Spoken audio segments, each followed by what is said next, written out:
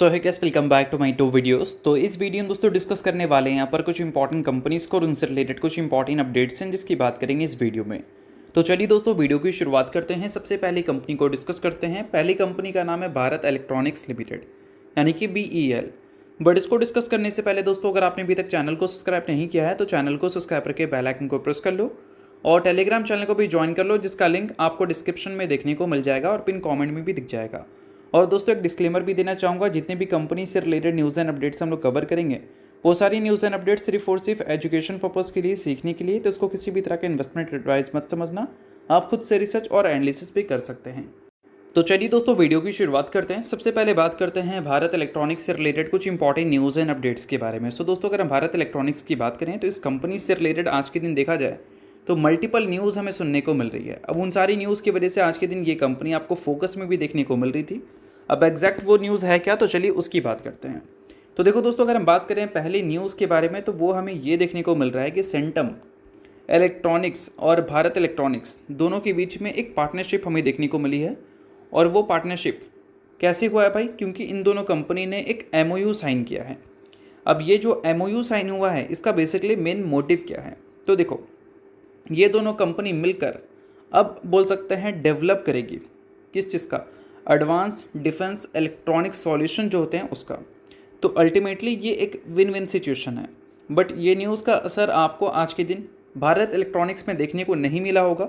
अब इसका सबसे बड़ा रीज़न क्या है वो मैं आपको समझाता हूँ। देखो अगर हम भारत इलेक्ट्रॉनिक्स की बात करें तो इसका जो मार्केट कैप है वो 2.5 लाख करोड़ से भी ज़्यादा का है। और वही सेंटम इलेक्ट्रॉनिक्स की बात करें तो इसका मार्केट कैप 4,000 करोड़ का है।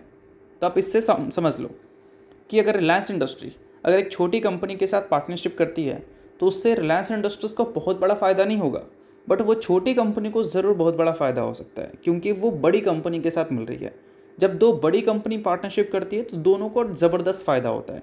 बट छोटी और बड़ी कंपनी का जब पार्टनरशिप हमें देखने को मिलता है तो बड़ी कंपनी फ़ायदा लेती है, बट उतना नहीं, ये कंपनी ही नेक्स्ट लेवल हो जाएगी।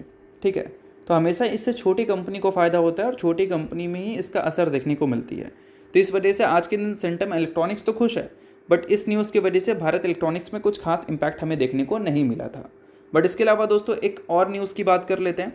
आज के दिन HL हो गई, BEL हो गई, भारत डायनेमिक्स हो गई, ये सारी कंपनी कुछ खास अच्छा परफॉर्म इसलिए भी नहीं किए थे क्योंकि ट्रंप और जेलेंस्की की ये मीटिंग हमें देखने को मिली थी। अब इस चीज़ को थोड़ा सा डिटेल में समझ लेते हैं। पिछले कुछ टाइम में हमें वॉर से रिलेटेड नहीं, पीस से रिलेटेड ज़्यादा बातें सुनने को मिली है। अब देखो अभी हाल ही में हमें 15 अगस्त को ट्रंप और पुतिन की मीटिंग देखने को मिली थी और अब हमें जेलेंस्की और ट्रंप की मीटिंग देखने को मिल रही है। फिलहाल यहाँ पर जेलेंस्की की तरफ से स्टेटमेंट हमें ये सुनने को मिल रहा है कि वो बायलैटरल मीटिंग के लिए रेडी हैं। इसका मतलब ये है कि वो पुतिन, ट्रंप और जेलेंस्की तीनों का मीटिंग के लिए रेडी हैं, यानी कि तीनों मिलकर बात करेंगे। बात किस लिए करेंगे, वॉर को ख़त्म करने के लिए। बट सभी चीज़ें यहाँ पर आकर फंसती हैं इस बात पे कि पुतिन के जो डिमांड्स हैं वो डिमांड्स अगर फुलफ़िल होंगी तभी तो अल्टीमेटली वॉर ख़त्म होगा। तो यहाँ पर पीस टॉक इंपॉर्टेंट नहीं है, डिमांड में नेगोशिएशन इंपॉर्टेंट है। और वो देखते हैं कि इन तीनों की मीटिंग के बाद हमें ये चीज़ ख़त्म होता हुआ देखने को मिलता है या नहीं। और वॉर जब ख़त्म होने की बात सुनने को मिलेगी तो अल्टीमेटली डिफेंस कंपनी तो इससे बिल्कुल भी खुश नहीं होगी क्योंकि वॉर की वजह से इनको अच्छे खासे ऑर्डर्स मिलते थे ना। बट अल्टीमेटली इन सारी चीज़ों के बाद क्या है कि उनके ऑर्डर्स जो मिला करते थे वो पहले के मुकाबले कम हो जाएंगे, जिससे कंपनी के जो नंबर्स में उसका इम्पैक्ट हमें देखने को मिलेगा या फिर उनके ऑर्डर बुक में इसका इम्पैक्ट हमें देखने को मिलेगा। तो इसी वजह से बोल सकते हैं कि आज के दिन हमारी जो डिफेंस कंपनी है वो उतनी ज़्यादा खुश नज़र नहीं आ रही थी इन सारी न्यूज़ की वजह से। सो दोस्तों वीडियो में आगे बढ़ने से पहले बात कर लेते हैं एक सेबी रजिस्टर्ड टेलीग्राम चैनल के बारे में जिसका नाम है ट्रेडर पाजी। इनका रजिस्ट्रेशन नंबर आप यहाँ पर नोट डाउन कर सकते हैं। 8 साल से भी ज़्यादा का एक्सपीरियंस है इनको ऑप्शन एंड स्विंग ट्रेडिंग में और 3,000 से भी ज़्यादा ट्रेडर्स को ये ऑलरेडी ट्रेन कर चुके हैं। अब देखो दोस्तों पिछले कुछ टाइम में मार्केट में जो परफॉर्मेंस दिखी है उस परफॉर्मेंस की वजह से काफ़ी सारे बिगनर्स को काफ़ी ज़्यादा प्रॉब्लम हो रही है। तो अगर किसी भी तरह का डाउट्स एंड क्वेरीज़ हैं आपको तो वो सारे क्वेरीज़ आप यहाँ पर टेलीग्राम चैनल पर आकर क्लियर कर सकते हैं।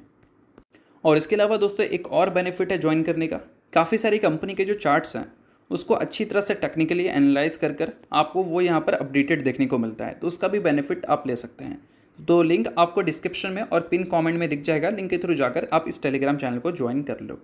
चलिए दोस्तों बात करते हैं अब अगली कंपनी के बारे में। सो अगली कंपनी का नाम है हिंदुस्तान एरोनॉटिक्स लिमिटेड यानी कि HAL। सो दोस्तों अगर हम एच की बात करें तो आज के दिन एच भी काफ़ी ज़्यादा फोकस में देखने को मिल रही थी। फोकस में रहने का पहला रीज़न जो मैंने अभी आपको BEL में बताया, वही सेम चीज़ आप यहाँ पर एच में भी अप्लाई कर सकते हैं। बट उसके अलावा एच से रिलेटेड एक और न्यूज़ हमें सुनने को मिल रही है और वो न्यूज़ ज़्यादा इंपॉर्टेंट है। अब देखो दोस्तों, आज के दिन एच हो गई और बाकी डिफेंस स्टॉक हो गई, जो बोल सकते हैं एयरक्राफ्ट में डील करती है, उसमें काफ़ी अच्छी तेज़ी हमें विटनेस करने को मिला था। क्यों भाई? क्योंकि गवर्नमेंट ने क्लियर कर दिया है 62,000 करोड़ का ऑर्डर्स। किस चीज़ का भाई? तेजस मार्क 1A का। ठीक है, तो अल्टीमेटली ये एक काफ़ी बड़ी डील है जो कि गवर्नमेंट की तरफ से क्लियर हुई है, और इसका मतलब ये है कि जो एयरक्राफ्ट से जुड़ी कंपनीज़ हैं उसको इससे अच्छे कॉन्ट्रैक्ट्स मिल सकते हैं। अब इसमें सबसे बड़ी कंपनी कौन है? HAL है। तो अल्टीमेटली हम ये उम्मीद कर सकते हैं कि आगे चलकर हमें HAL को अच्छे खासे ऑर्डर्स वंस अगेन मिलते हुए देखने को मिलेंगे। तो फिलहाल यहाँ पर देखने को मिल रहा है कंप्लीट डिटेल्स, इसमें आप नोट कर सकते हैं कि इंडियन एयरफोर्स को मिलने वाला है 97 LCA, यानी कि बोल सकते हैं लाइट कॉम्बैक्ट एयरक्राफ्ट। कौन सा होगा भाई? तेजस मार्क 1A फाइटर जेट। ठीक है, इसका जो टोटल कॉस्ट है वो 62,000 करोड़ का हमें देखने को मिलता है। और ये जो नंबर है वो छोटा नंबर नहीं है, क्योंकि अगर हम देखें इससे पहले तो कुछ साल पहले एक बड़े ऑर्डर्स गवर्नमेंट की तरफ से रिलीज़ हुए थे 83 एयरक्राफ्ट का, जिसका वैल्यू बनता था 48,000 करोड़। और इस बार जो 62,000 करोड़ का नंबर है वो इससे भी बड़ा है। तो अल्टीमेटली ये जो लेटेस्ट ऑर्डर है ये बोल सकते हैं सेकंड मेजर प्रोक्यूरमेंट है अगर हम तेजस मार्क 1A की बात करें। तो ये एक तरह से देखा जाए बिजनेस पर्पज़ से तो HAL के लिए काफ़ी अच्छी और काफ़ी बड़ी गुड न्यूज़ है। और इन सारी चीज़ों की वजह से HAL का जो गाइडेंस है वो भी कहीं ना कहीं फुलफ़िल हो सकता है। अभी HAL का करंट ऑर्डर बुक अगर हम देखें तो वो कितना देखने को मिला था 25 के फाइनेंशियल ईयर के एंड तक 1.89 लाख करोड़। और HAL ने क्या उम्मीद किया था कि वो अपने ऑर्डर बुक को लगभग 2.2 लाख करोड़ तक ले जाएंगे 2026 के फाइनेंशियल ईयर तक। अब रेगुलर बेसिस पर गवर्नमेंट की तरफ से अगर कॉन्ट्रैक्ट इश्यूज़ होंगे तो उनका जो गाइडेंस है वो कहीं ना कहीं फुलफ़िल भी हो सकता है। और वो तो आने वाले सालों को लेकर भी जो गाइडेंस अपने दिए थे ऑर्डर बुक का वो भी अच्छे ही दिए थे। बट अल्टीमेटली ऑर्डर बुक के गाइडेंस तो इंपॉर्टेंट है ही, बट उसके साथ रेवेन्यू एंड प्रॉफिट ग्रोथ के भी गाइडेंस इंपॉर्टेंट है, और उसमें कंपनी को डबल डिजिट रिपोर्ट करने की ज़रूरत है। और वो चीज़ अगर कंपनी रिपोर्ट करती है तो बेसिकली बोल सकते हैं कि कंपनी के जो फाइनेंशियल्स हैं वो और भी पहले मुकाबले बेटर देखने को मिलेंगी। ठीक है, अब इसके अलावा दोस्तों बात करते हैं अगली कंपनी के बारे में, जिसका नाम है हिंदुस्तान नहीं, IDFC first bank limited. But इसको डिस्कस करने से पहले दोस्तों अगर आपको वीडियो अच्छा लग रहा है तो वीडियो को लाइक कर दो, चैनल को सब्सक्राइब करके बेल आइकन को प्रेस कर लेना, और टेलीग्राम चैनल को ज्वाइन नहीं किया है तो लिंक डिस्क्रिप्शन में है, लिंक के थ्रू जाकर चैनल को ज्वाइन कर लो। सो दोस्तों अगर हम IDFC फर्स्ट बैंक की बात करें तो इस कंपनी से रिलेटेड एक बड़ी खबर हमें देखने को मिल रही है। बड़ी खबर फिलहाल यहाँ पर यह है कि ये कंपनी बोल सकते हैं फंड रेस करने वाली है, जिसका साइज़ है लगभग 2,623 करोड़। और ये कैसे रेज होगा? तो ये होगा प्रेफरेंशियल रूट के जरिए। अब ये एग्जैक्ट होता क्या है भाई?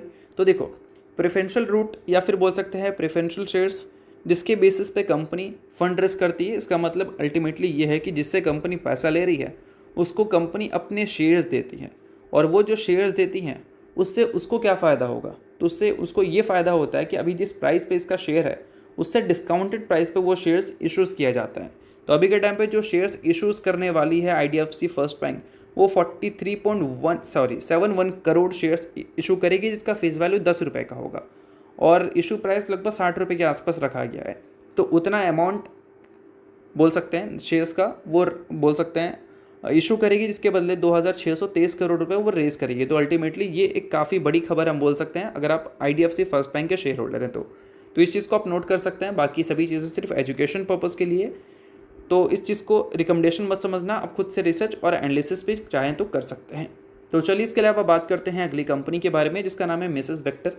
रिसेंटली दोस्तों कंपनी ने बोर्ड मीटिंग कंडक्ट किया था, जिस बोर्ड मीटिंग में कंपनी ने स्प्लिट की प्रपोजल रखी थी। स्प्लिट का प्रपोजल अप्रूव हो चुका है, 1:5 के रेशियो में कंपनी ने स्प्लिट की अनाउंसमेंट की है। सो अगर आप इस कंपनी के शेयर होल्डर हैं तो बेशक इस न्यूज़ को आप नोट कर सकते हैं। शेयर होल्डर नहीं है, इग्नोर कर सकते हैं, न्यूज़ थी इस वजह से मैंने बता दिया। बाकी ये किसी भी तरह का रिकमेंडेशन वगैरह नहीं है। तो चलिए दोस्तों ये वीडियो यहीं तक था। करता हूँ वीडियो को अच्छा लगा वीडियो लाइक कीजिए, पहली बार सब्सक्राइब कीजिए। वीडियो के लिए बहुत बहुत शुक्रिया।